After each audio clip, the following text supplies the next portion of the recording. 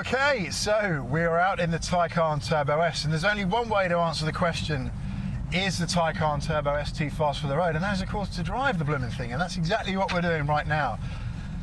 So, first of all, I've got to try and understand where the sentiment comes from, why people say that the Taycan Turbo S is too fast for the road. And it's not just something I've dreamt up, I've read it in forums, I've seen it in videos, people kind of saying that the Taycan Turbo S is too fast for the road.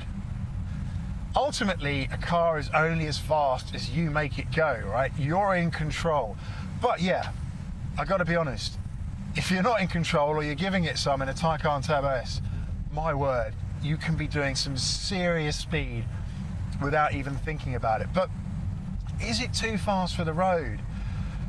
So why might somebody say that? The Taycan Turbo S is too fast for the road. I think there's a few things that we've got to consider here, right? And the first of which is probably what they've previously been used to. And a lot of people coming from ICE cars, right?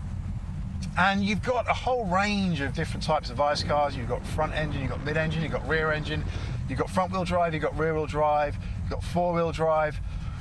And if you're in a 400 brake horsepower ICE car, for example, with front wheel drive only, you're going to probably struggle to get the power onto the road in most cases, especially if that road is a little bit slippy or it's been raining or something or whatever. But ultimately that power is going to be wasted.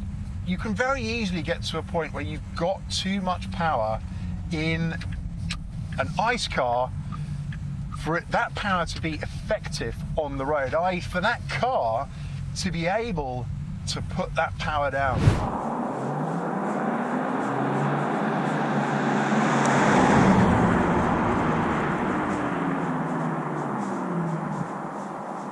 If you look at a rear wheel drive car with the engine in the front, for example, a big powerful Merc, you know that those rear tyres are going to light up very easily. And if you're going around a bend or again it's wet, you're going to break traction very easily. And if you've broken traction, you can't propel yourself forward. That's the key thing here, right? You're unable to put that power onto the road and thrust yourself forward with the might of 1,000 horses. You just can't do it.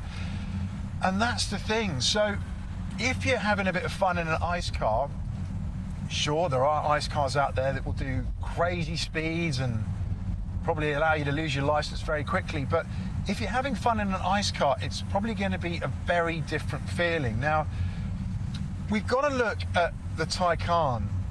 The Taycan is a heavy car, and it's a four-wheel drive car with a motor at the front and at the rear. And that's the thing here.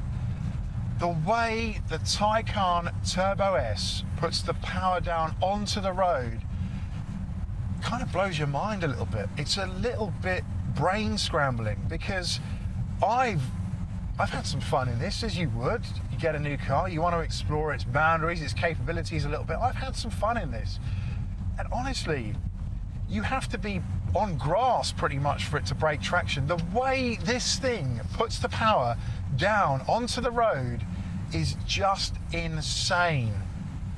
So a road, the average road surface has bumps, it has drains, undulations, and those things can cause you to break traction quite easily in an ICE car, especially a light ICE sports car, right? So you're going to be flitting around everywhere. That's the fun factor, right? But this just gets all the power down onto the road, and that's the thing. The Taycan is able to really, really effectively put that power down.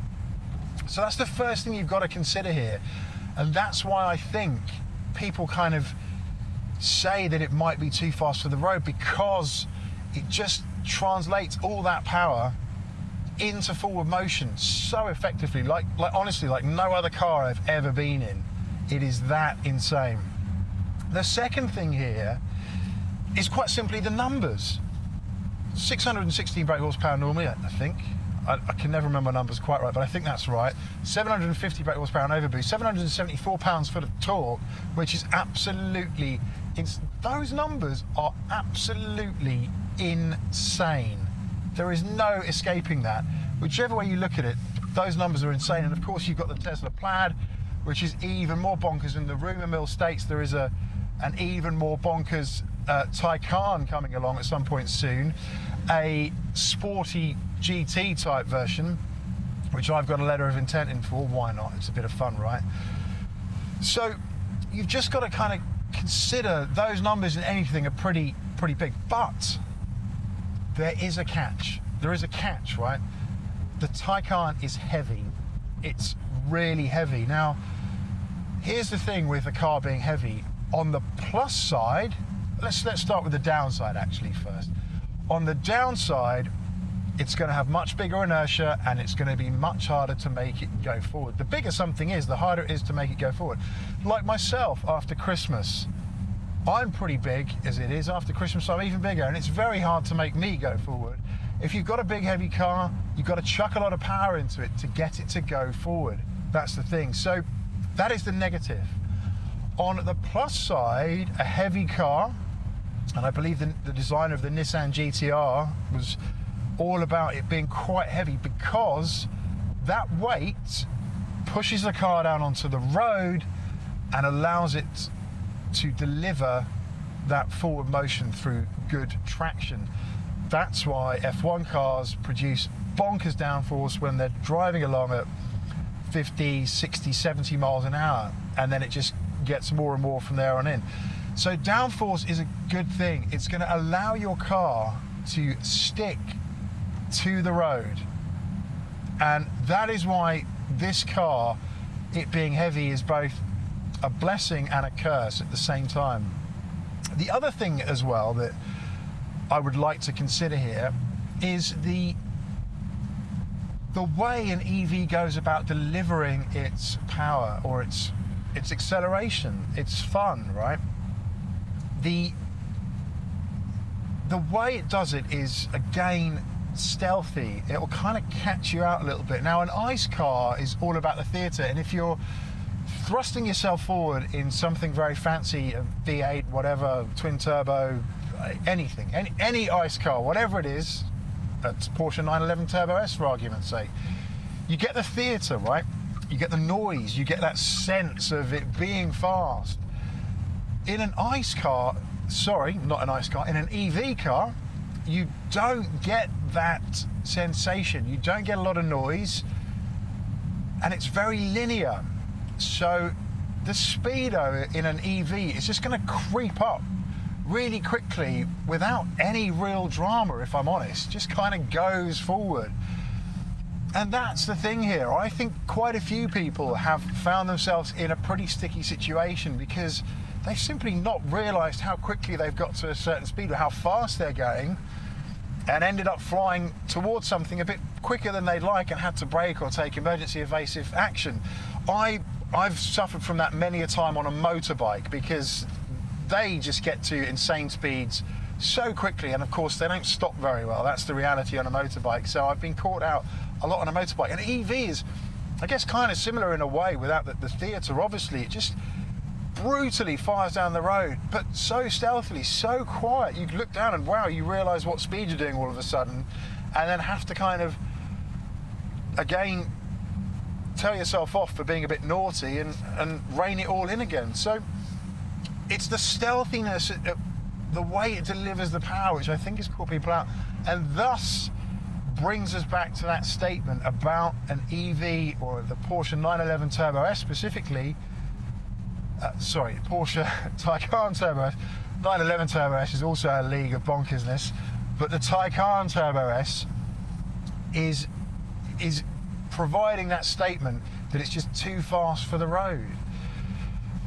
But that's just the thing, right? And I do have to ensure that we're very clear here that the car I'm in now, and any car, is ultimately only as fast as you make it go, right? So if you end up saying that the car is too fast for the road, in fact, before we wrap this up, there's just one other thing I want to say about an advantage of the power delivery of this thing, right?